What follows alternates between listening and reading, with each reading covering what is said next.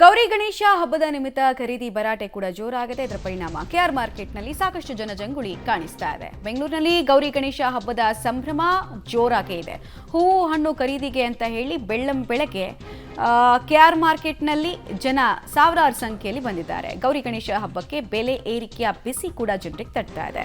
ಬೆಲೆ ಏರಿಕೆ ನಡುವೆ ಕೂಡ ಖರೀದಿಯಲ್ಲಿ ಜನ ಬ್ಯುಸಿಯಾಗಿದ್ದಾರೆ. ಪ್ರತಿ ಸಲ ಹಬ್ಬ ಬಂದಾಗಲೂ ಕೂಡ ಇದೇ ರೀತಿಯಾದಂತಹ ಸಿಚುವೇಶನ್ ಕಂಡು ಬರುತ್ತೆ. ದೃಶ್ಯಾವಳಿಗಳಲ್ಲಿ ನೋಡ್ತಾ ಇದ್ದೀರಾ. ಕಿರಿದಾಗಿರುವಂತಹ ಕೆಆರ್ ಮಾರ್ಕೆಟ್ ಬೆಳಗ್ಗೆಯಿಂದ ಜನರಿಂದ ಹೇಗೆ ತುಂಬಿ ತುಳುಕ್ತಾ ಇದೆ ಅಂತ. ಬೆಂಗಳೂರಿನಲ್ಲಿ ಗೌರಿ ಗಣೇಶ ಹಬ್ಬದ ಕಲರವ ಜೋರಾಗ್ತಾ ಇದೆ. ಬೆಳಿಗ್ಗೆ ಕೆಆರ್ ಮಾರ್ಕೆಟ್ ಕಿಕ್ಕಿರಿದು ತುಂಬಿದೆ. ಗಮನಿಸ್ತಾ ಇರಬಹುದು ಹಬ್ಬದ ಖರೀದಿ ಭರಾಟೆ ಹೇಗಿದೆ ಅಂತೇಳಿ ನಾವು ವಿಜುವಲ್ಸ್ ಅನ್ನ ಟಾಪ್ ಆಂಗಲ್ ವಿಜುವಲ್ಸ್ ಅನ್ನ ತೋರಿಸೋದ್ರ ಮುಖಾಂತರವಾಗಿ ಎಕ್ಸ್ಪ್ಲೇನ್ ಮಾಡುವಂತ ಪ್ರಯತ್ನವನ್ನ ಮಾಡ್ತೇನೆ. ಗಮನಿಸ್ತಾ ಇದ್ದೀರಿ ಕೆಆರ್ ಮಾರ್ಕೆಟ್ ನಲ್ಲಿ ಬೆಳಗಿನ ಜಾವವೇ ಯಾವ ರೀತಿ ಹಬ್ಬದ ಖರೀದಿ ಭರಾಟೆಯಲ್ಲಿ ಜನ ತೊಡಗಿದ್ದಾರೆ ಅನ್ನೋದನ್ನ ಗಮನಿಸಬಹುದು.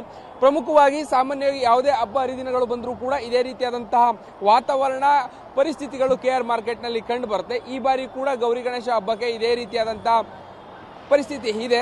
ಇಂದು ಗೌರಿ ಪೂಜೆ ಜೊತೆಗೆ ನಾಳೆ ಗಣೇಶನ ಪೂಜೆ ಇರುವಂತಹ ಕಾರಣಕ್ಕಾಗಿ ಒಂದಷ್ಟು ರೇಟ್ಗಳು ಹೆಚ್ಚಾಗಿದ್ರು ಕೂಡ ಜನ ಹಬ್ಬವನ್ನ ಮಾಡಬೇಕಾದಂತ ನಿಟ್ಟಿನಲ್ಲಿ ಖರೀದಿಯನ್ನ ಮಾಡುವಂಥದ್ದನ್ನ ಸಾಮಾನ್ಯವಾಗಿ ಕಾಣ್ತಾ ಇದ್ದೇವೆ.